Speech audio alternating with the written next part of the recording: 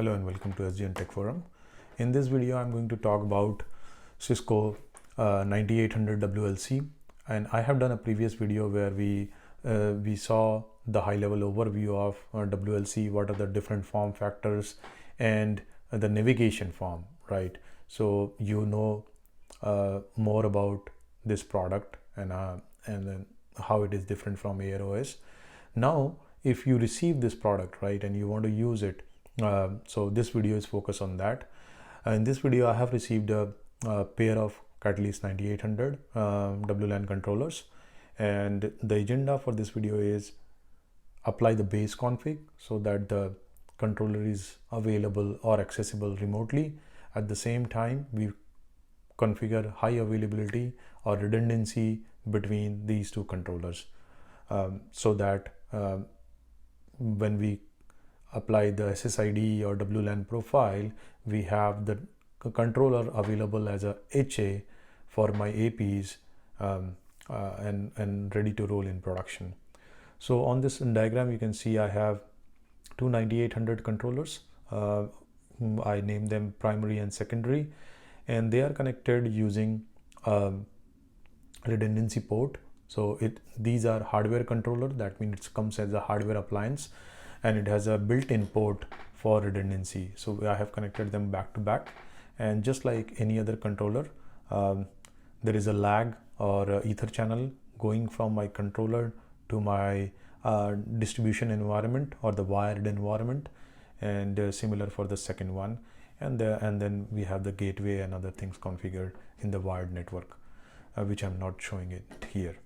Okay, so once you receive and you power it up, basically what you're going to get is just like any other switch. Since this is iOS XE, any other Cisco switch, it will ask you, do you want to enter into initial configuration dialog mode? You can say yes, and then you can configure it like all this NTP server, WLAN profile, SSID and all. So it will prompt you basically, right? Just like in Air OS, when you reset system, you have to configure some minimum parameters, but I don't want to configure it in that way, right? I want a flexibility to apply templates and site tag and profile on my own.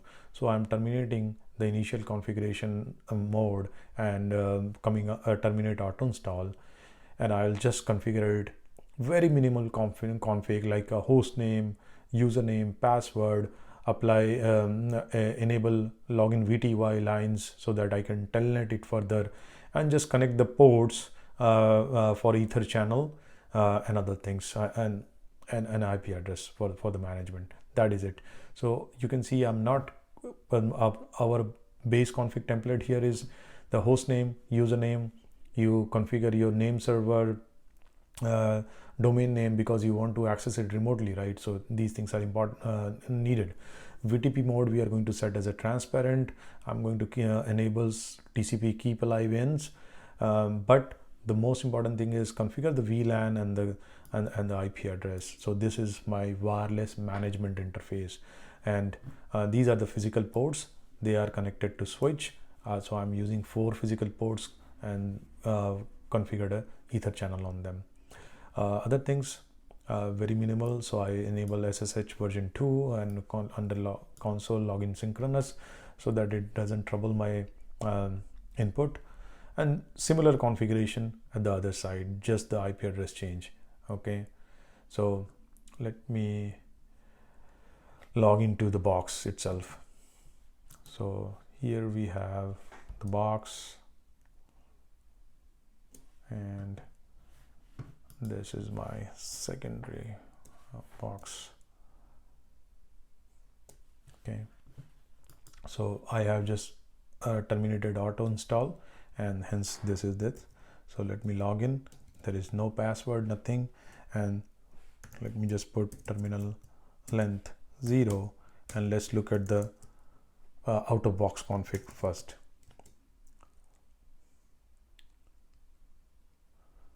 So you can see I have some self-signed certificates here.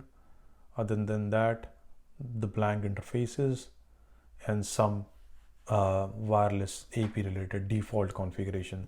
So we have a lot of default things which you can use or you can customize, but this part, wireless part, we will touch base in following videos. So this is a if you look at the config, you are working with Cisco devices, this will look very much familiar to you. The first part is nothing but just like a regular switch, and then you have later part which is related to the wireless config, and that's how a wireless controller looks like. So let's go ahead and configure, and I have the base configuration ready. So let me apply the first configuration.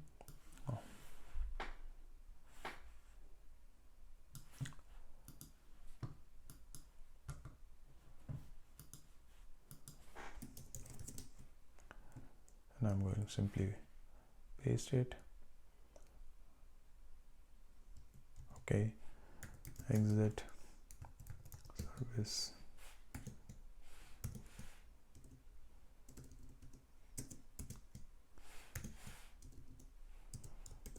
I didn't get this syntax right, so let me just check. Okay, TCP keep alive in and TCP keep alive out, because I don't want my devices to keep the TCP connections open if they are not in use. And let's configure this secondary one. So here what you want to say is dash in dash out, and very similar configuration. I have already configured my switches, so my ether channel should come up immediately.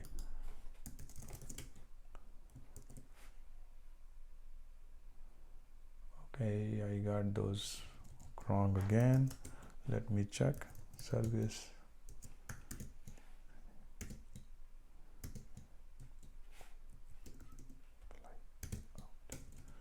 All right, so config applied, and let's see if the lags are up.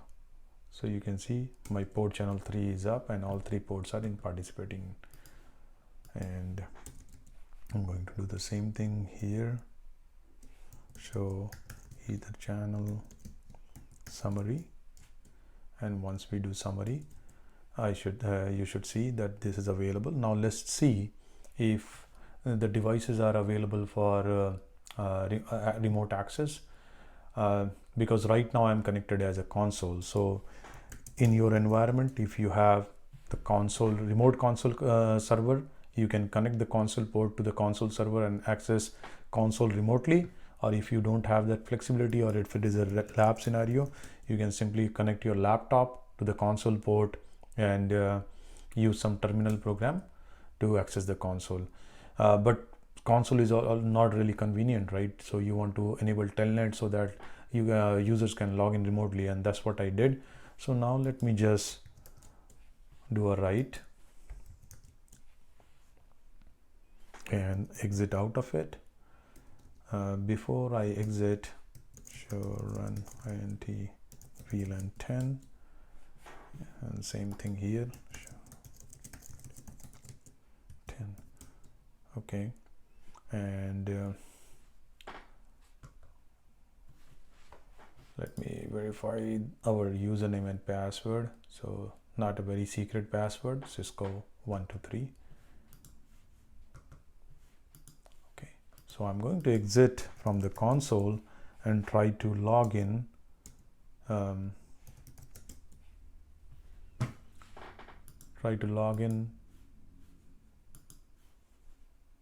Remotely. So I'm going to say SSH SDN tech at 10.199.189.29. Okay, yes, and when it is asking me for the password, all right, so this is available for remote. And same thing, I'm going to terminate this connection here. Let me restart the session because my control server somewhere the break sequence is not working, so I have to restart session. SDN tech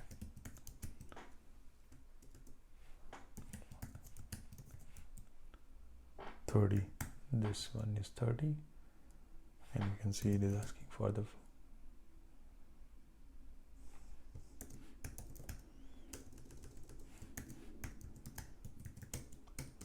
so my primary and secondary both are available, right? Now since it is available, I should be able to access this using a browser. So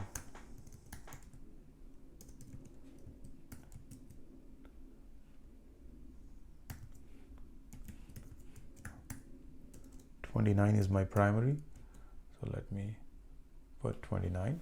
Connection may not be private because it's not using a certificate, and I'm going to use the same username and password intake tech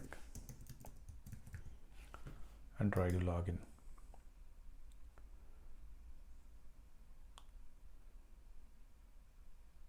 You can see the web UI is loading, and this is here. So you can see configuration setup wizard, and it is asking you to configure a few things. But if you are not ready, then what you can do, you can just disable this via CLI. And how to do that? You just have to set the country code on the device itself. So to set the country code, what you want to do, you want to say AP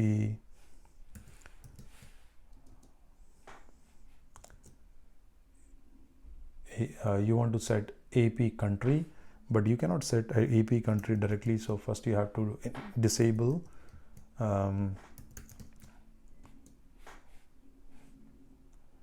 you sure want to continue? Yes. And I'm going to shut down 5 gigahertz also, just because I want to set the country. So now I'm going to say AP country, and you can see I have AP country USA, US. Okay, country code is US. I'm going to say yes. Changing country code could reset the channel, and that's why I have shut down those things. And now let's bring the shutdown back. So I'm going to say no AP.11. Okay.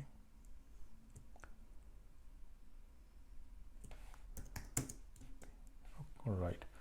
And now let's go back to our web UI. And you can see, since we have set up the country code, the web UI will be available without the first time login page.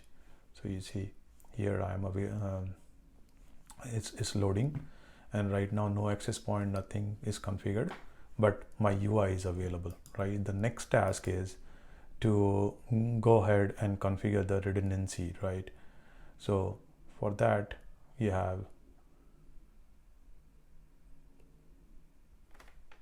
user admin. So before we discuss that, let me show you something, that what is a redundancy, right? So let's talk about redundancy and what are the things needed. So redundancy configuration or SSO, you need HA pair, which is same kind of like hardware controller. You cannot configure redundancy or HA between 9880 and 9840 or 9880 and cloud controller. Both controller must be running the same software in order to form HA. And there are some link latency, RP link latency, and minimum bandwidth if it is going via a switch. In my case, I have connected it directly, but if it is going via some switch or something, then you need extra configuration, or you have to ensure that you have enough latency. All right. Now let's go ahead and configure redundancy between them. So I am logged into my primary box, and to configure redundancy, what you need a couple of extra IP addresses. So keep those IP addresses handy. Then go to administration, devices. Under devices, you have general, STP, FTP, and other things, but we are interested in redundancy. So you click on redundancy, then you can see redundancy configuration is disabled, and you can verify the same thing on device also. So this is closed for some reason. Let me log in again.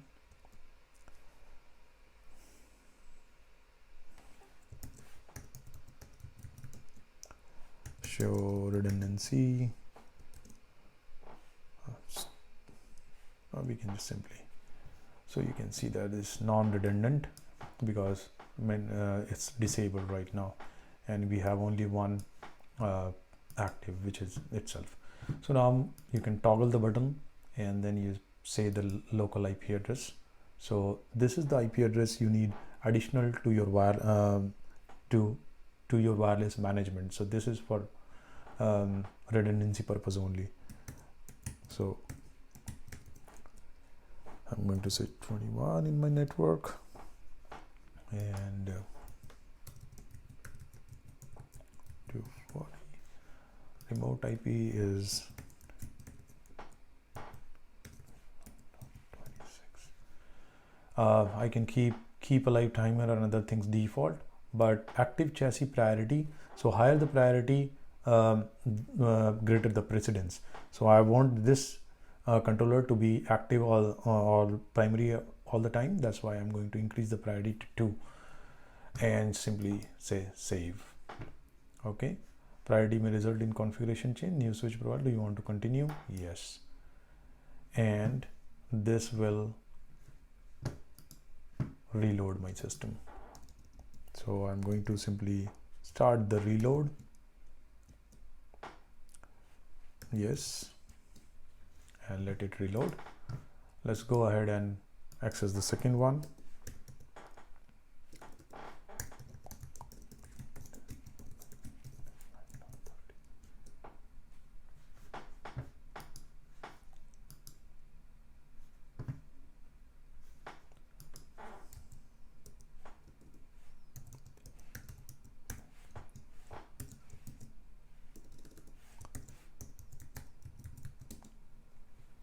Okay, so we may have to do skip the first time setup again.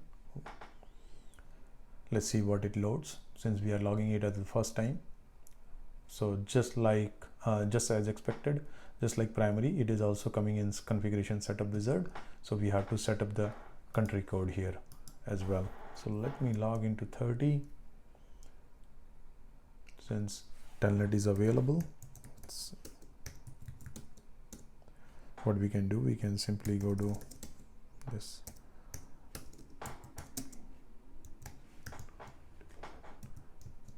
for shut. Yes is by default, and I'm going to say 5 gigahertz shut.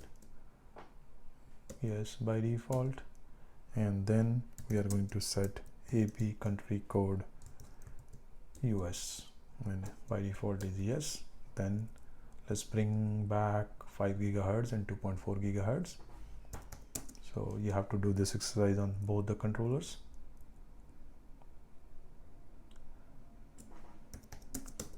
And simply right man. So now if you refresh this, you can see that we can bypass day 0.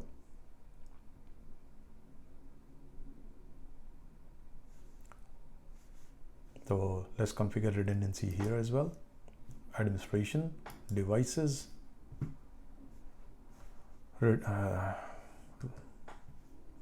redundancy, enable, local IP, 46. Just opposite to what we did in primary. We are just putting reversing the IP address.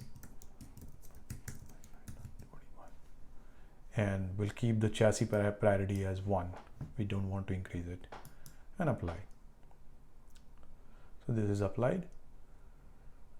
Let's go ahead and reboot this one as well.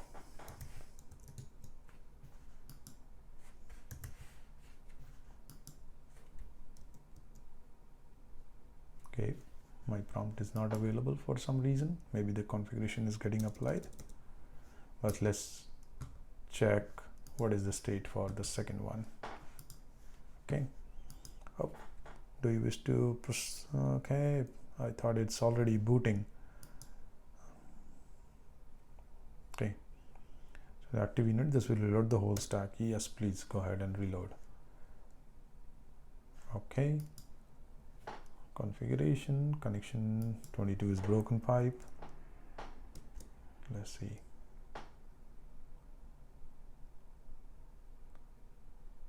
So let me pause the videos while my stacks are loading, and once they come back, we will verify the redundancy status. Thank you. Okay, so finally the router reloaded, controller reloaded, both the controllers, and now I have web UI back for my primary controller. You can see I can refresh, I can get the dashboard back again because the device is back. And if I do the same for my secondary controller, earlier it was loading, but now it won't. So the UI won't be available for HA pair. Now here, let's verify the redundancy, what we just configured. So administration, devices, redundancy is how you configure, right? But to monitor it or to verify, let's go to monitor, system, and then finally we have a tab called redundancy. Within redundancy, you can see I have this chassis as active because it has priority 2, and this is my IP address. This is the remote one, that's the remote IP address, image version, and the device uptime. This is the active chassis, and then peer status is standby hot. These are the switchover details. So if any switchover happens, you can see the details here, but I will not if I want, I can manually run a switchover, but this will increase the length of this video, so I am not going to do that. All the redundancy related information, you can find it here in the monitor, system, and redundancy. All right, so let's go and verify the same thing from the device perspective. So let's log into primary.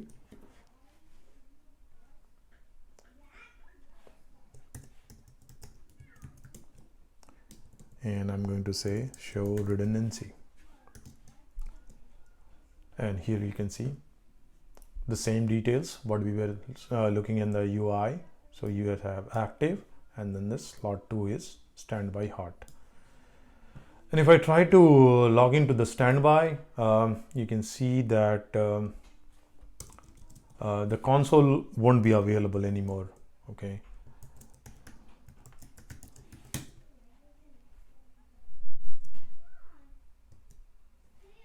If I say, so you can see standby console is disabled, so it's not available.